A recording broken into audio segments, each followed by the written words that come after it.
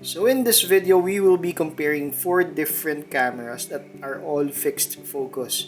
Right now, everyone is really raving about the Osmo Action 3.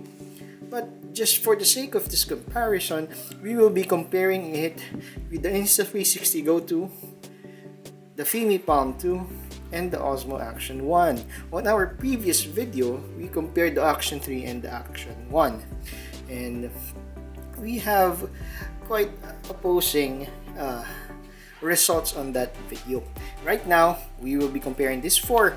We will check if the other 3 cameras that are here is really far behind the Osmo Action 3. We will do side-by-side comparison. We will do different modes of videos just to see if they are really far behind from the Osmo Action 3.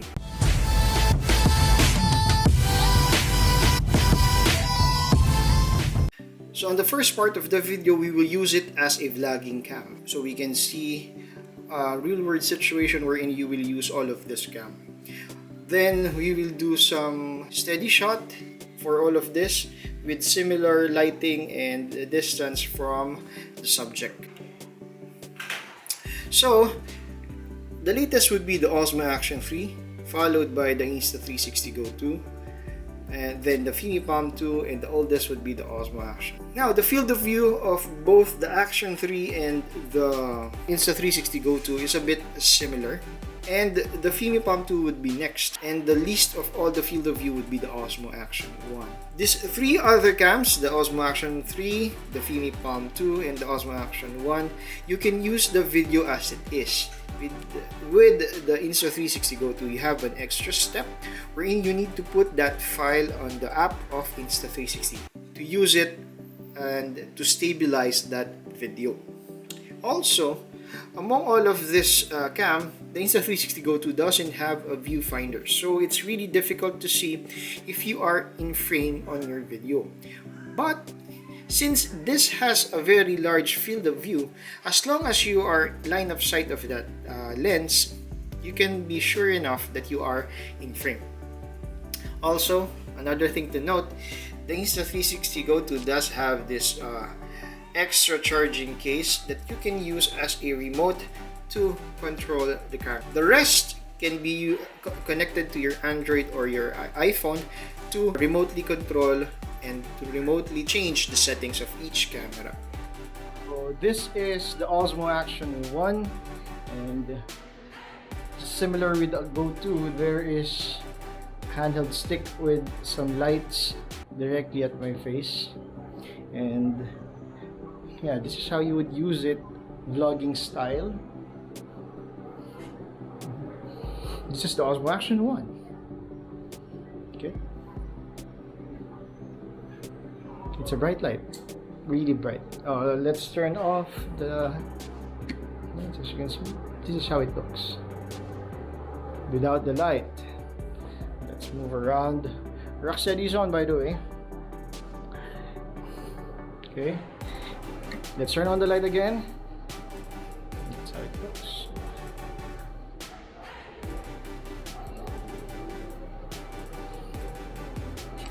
This is the Osmo Action 1. So this is the Osmo Action 3. We're just trying to move around. Same scenario. There's a selfie stick with some bright lights. So moving around. So this is in highlight. Very high, very bright. So that's how it looks. Now medium light again. Okay. Moving. So this would be no light. Just this dim light, okay, from the room. Okay, let's turn on the light again. Okay, so that's how it looks. This is how you would use it, vlogging style.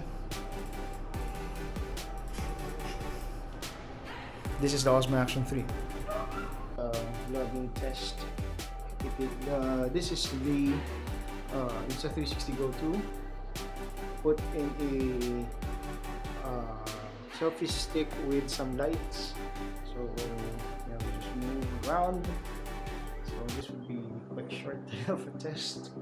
So yeah, trying to move around.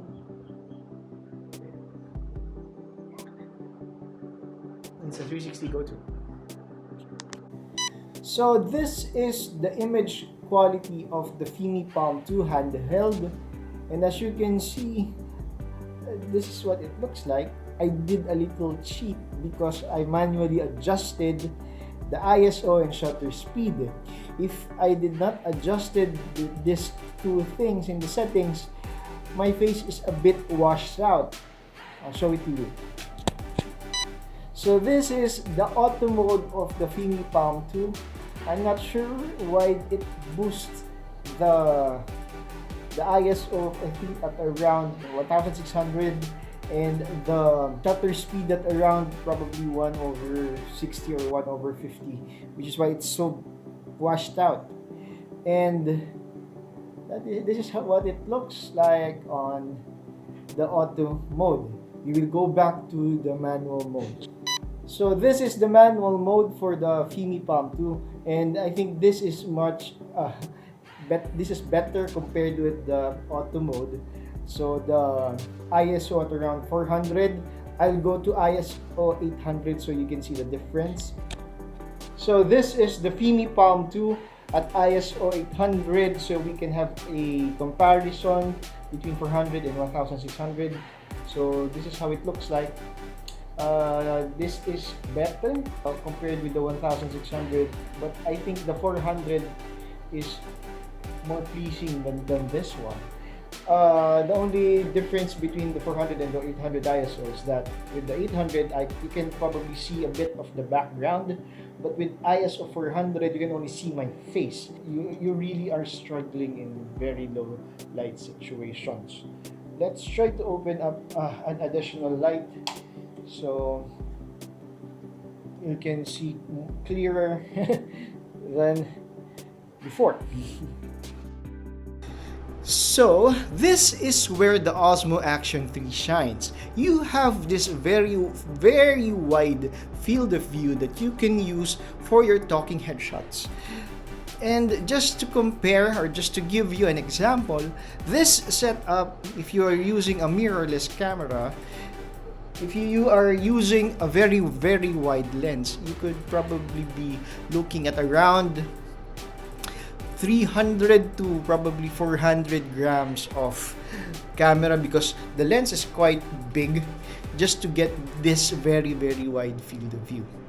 Okay, for this Osmo Action 3, you have this very compact device that has all of these elements inside it, and you don't need any extra accessories. Just the Osmo Action 3 is enough to bring with you and to do this kinds of talking headshots. So that's how it looks on the Osmo Action 3 on a wide field of view with the light turned on. Now we will try to turn it off so you can see and you can gauge how it looks like on a dim light. Okay, that's our house light, and this is how I look using this Osmo Action 3.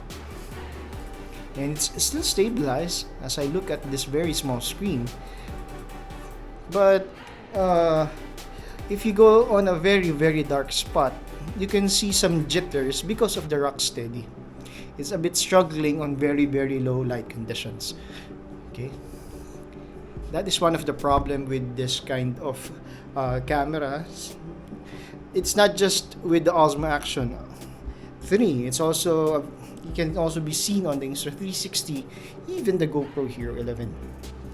So this is how the Osmo Action 1 looks like, and as you can see, it's still good in today's standards. The only problem with this action camera is that it's really cropped in. Right now I turned off the Rocksteady so that there's a small room that you can see, because if I use the Rocksteady, my face would be something similar like this on a vlogging situation. But if we turned it off, this is how it looks like. And if you would ask me, this is good enough, especially if you are on a budget. The Osmo Action 1 is quite cheap right now, and some people are still using this camera, and I think if you would ask me, it's really good. It's still good by today's standards.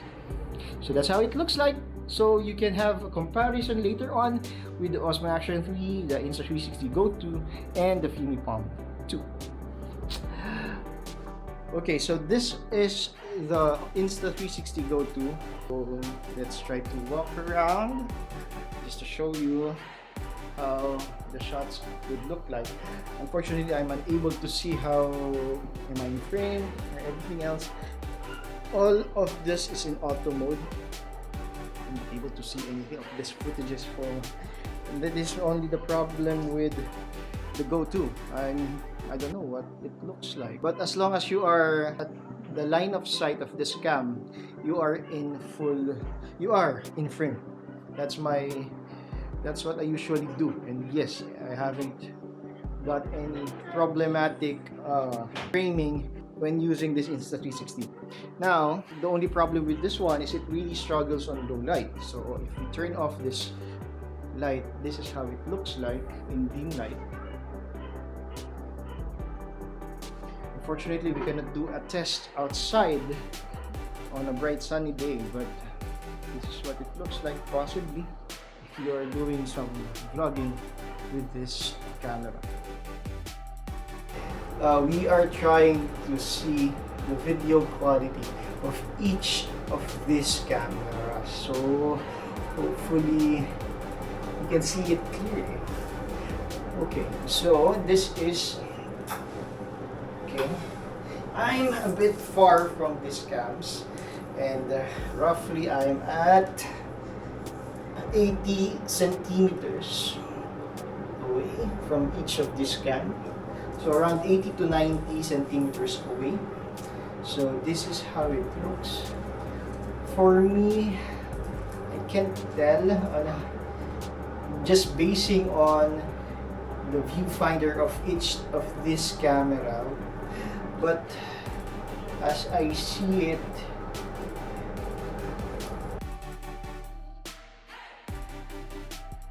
the Osmo Action 3 and the Osmo Action 1 has a good white balance. Meanwhile, the Fimi Palm 2 is a bit washed out. Now for the Insta360 Go 2, we cannot see how it looks like, but I usually use the Insta360 Go 2 on most of the vlogs that I did recently, especially when I fly some drones. So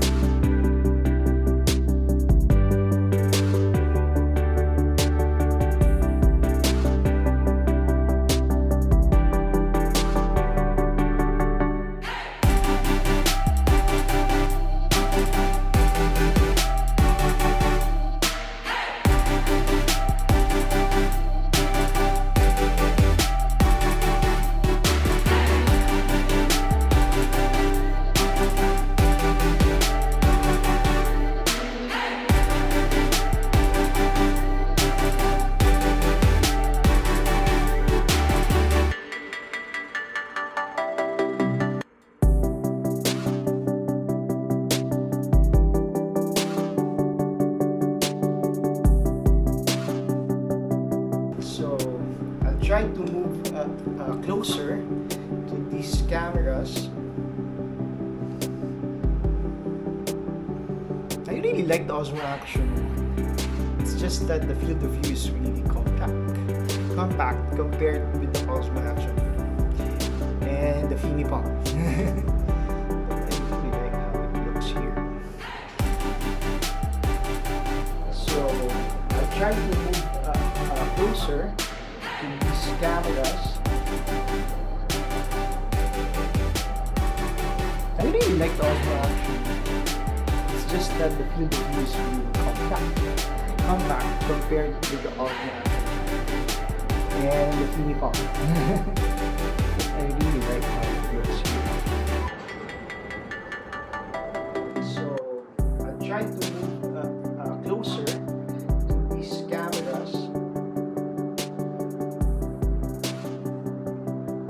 like the Osmo Action. It's just that the field of view is really compact compared with the Osmo Action and the Fimi Pop. I really like how it looks here.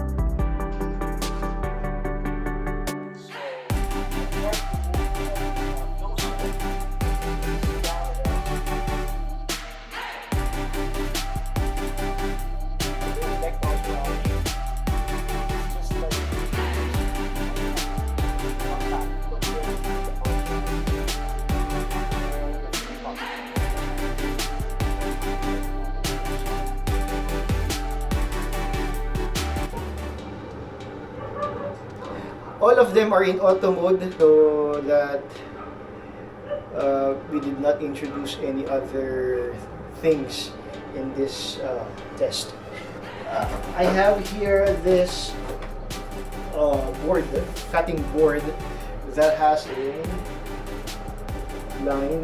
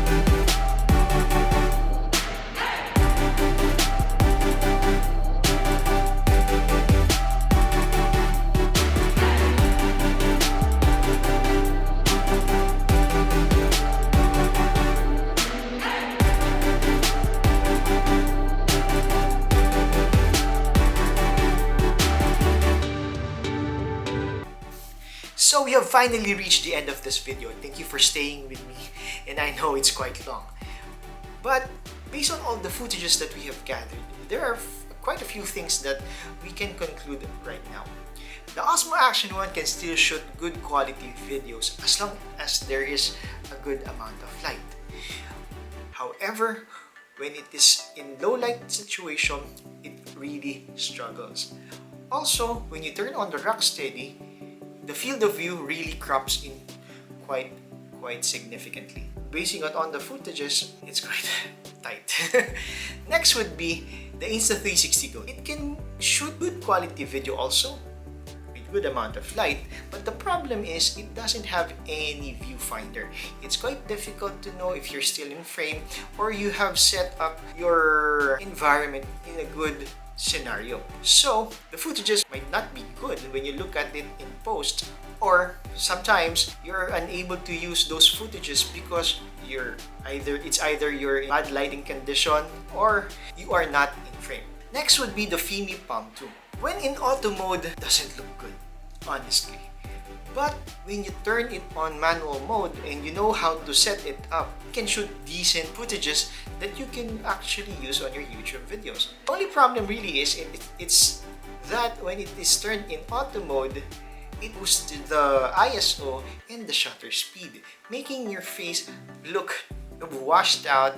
Sometimes it makes you very, very bright, and it's really not good on your footages.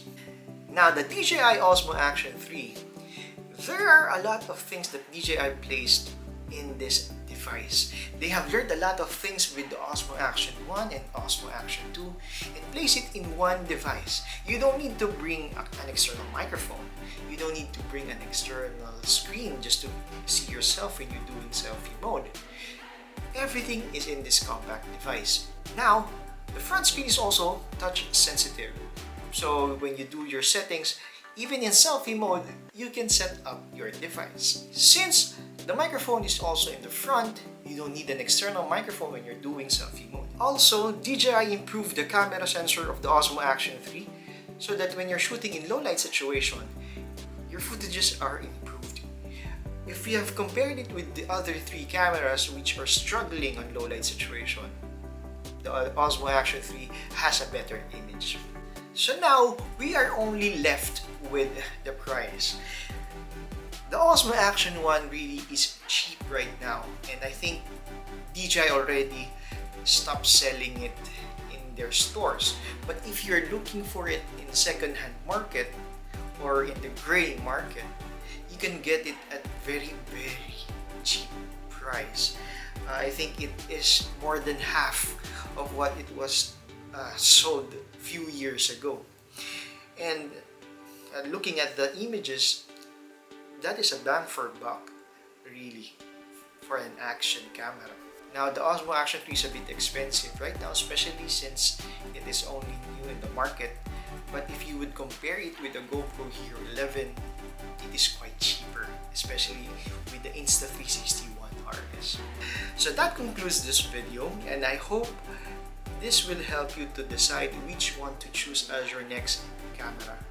And I hope you like this one. It's a bit long, I know. I do apologize on that. And hope to see you on the next one. And happy filming.